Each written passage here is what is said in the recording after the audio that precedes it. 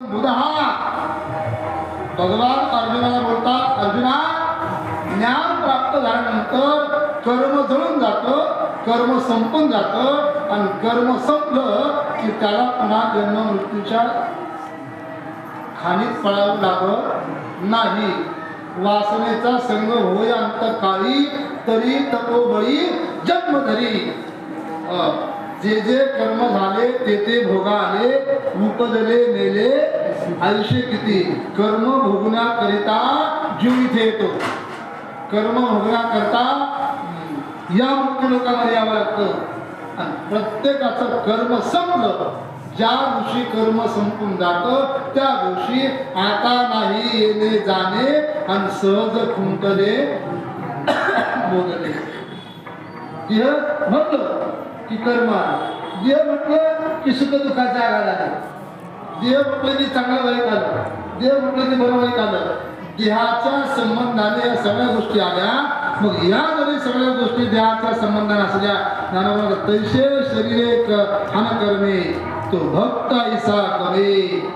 भक्त आहे ना, त्या भक्ताला या कर्माची बाधा होत नाही. कर्माची बाधा भक्ताला होत नाही. श्री संत जनार्दन स्वामीच्या जीवनामध्ये एका राजाकडे ते सेनापती म्हणून काम पाहत होते.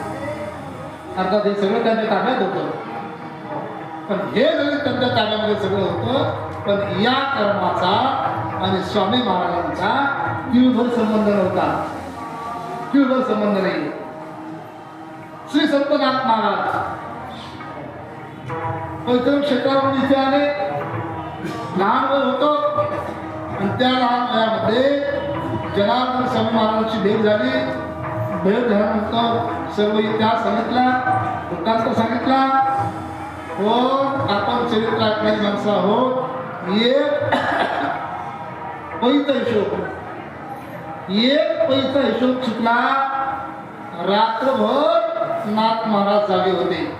रात्रभर जागे होते. पहाटे पहाटे स्वामी महाराज उठणार आणि त्या वेळेला त्याच्या अगोदर मिनिट अर्धा मिनिट टाळी वाजवली आणि टाळी वाजवण्याच्या आवाजाने महाराज जागे, स्वामी महाराज जागे झाले. आणि स्वामी महाराजांनी विचारलं, एकनाथा